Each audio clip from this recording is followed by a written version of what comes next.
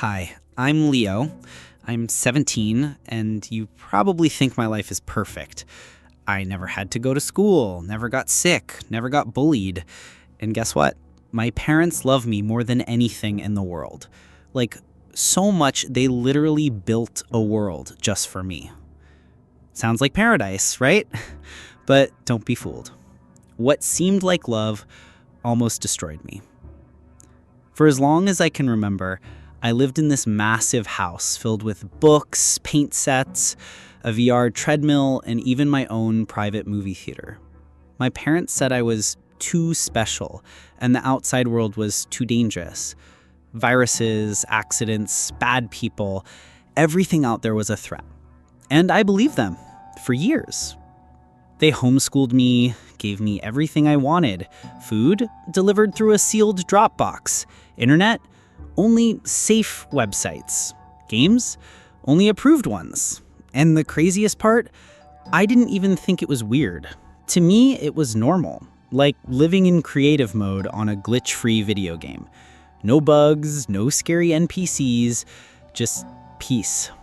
But no freedom. But like every teenager, with raging hormones and a half-functioning brain, I started having questions. Why couldn't I ever go out? Why did no one visit us?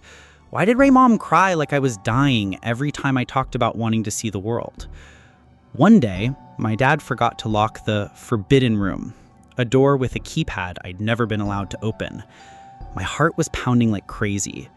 I slipped inside. There were walls covered in TV screens, all showing me, sleeping, reading, running on the treadmill, and then a folder with my name on it. I opened it with shaking hands. Inside were psychological reports dating back to when I was a toddler. Notes like displays social anxiety, hypersensitive to stimuli, and must not be exposed to the real world until full conditioning is complete. I didn't know if I should scream or throw up. Was I even a real person or some kind of project? That night I acted normal, but inside my whole reality was breaking. The next day, I told my dad I wanted to paint in the garden. He hesitated, then agreed. While pretending to paint, I noticed something I'd never seen before, a locked gate with chains and a huge sign that said, "Do not cross." Yeah, now I really wanted to know what was on the other side. I also tested the Wi-Fi on my hidden phone. For the first time ever, it worked. I got onto real social media, real maps, real people. It was overwhelming and wild. And then I found her, Luna. Luna did Instagram Lives where she talked about her chaotic life. She was loud, hilarious, sarcastic. She talked about school drama, street food, annoying friends, and dumb crushes. I watched in secret, like it was a banned movie, and I became obsessed. I made a fake account just to follow her. I commented once, she liked it. Then again, and she replied with a heart emoji. I nearly passed out. We started chatting in DMs. I told her I was homeschooled and in isolation because of health reasons. Technically not a lie, right? She made me laugh, like really laugh. I lived for our chats, and slowly I started sharing parts of my weird world. One night I told her about the surveillance room. Luna went quiet. Then she messaged, "Leo, that's not love. That's control. You need to get out." That word, escape, hit me like a truck. I'd never let myself even think it, but once she said it, it was all I could think about. So I started planning, watching my parents' schedules, studying the gate, mapping the sensors. It was like prepping for a boss fight, and it made me feel more alive than I ever had. Then everything exploded. My mom found my account. I don't know how, maybe she noticed I was smiling too much. She barged into my room crying, screaming that Luna was brainwashing me, that the outside world would destroy me. They took my phone, cut off the internet, locked down the garden, and reinstalled the room locks. I felt like a luxury prisoner, a golden pet, and I just snapped. I screamed, punched walls, broke my lamp. My parents called in a specialist, a creepy guy who talked like a therapist, but had the vibe of a jail warden. I felt cold all over. Things were spiraling. That night, I had a full-on panic attack. Couldn't breathe, couldn't think. No one came. Hours later, my mom finally showed up and hugged me. And I remembered, she was still my mom, but also the reason I was trapped.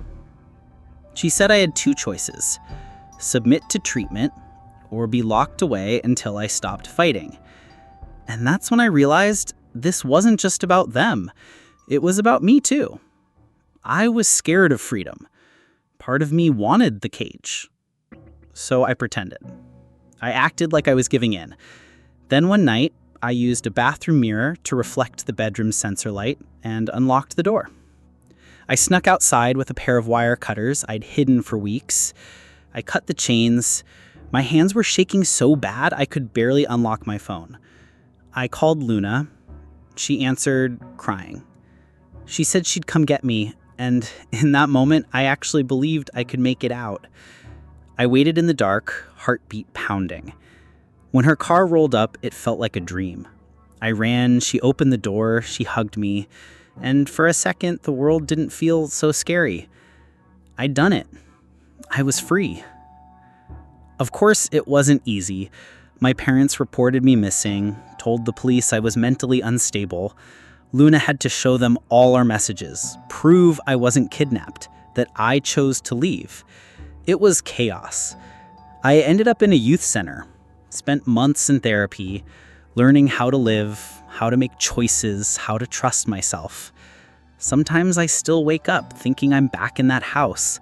Sometimes I even miss the safety. But then I remember freedom is terrifying, yeah, but it's also everything. Now I have friends, I go out, I study, Luna's still with me, and yeah, the world's loud, messy, unpredictable, but it also has pistachio ice cream, honest hugs, and nights full of real stars. If you ask me if I forgave my parents, not yet, but I'm learning to forgive myself for believing love meant control, for thinking safety meant never choosing, because now I know. Real love doesn't lock you away. It opens the door and waits for you to walk through it.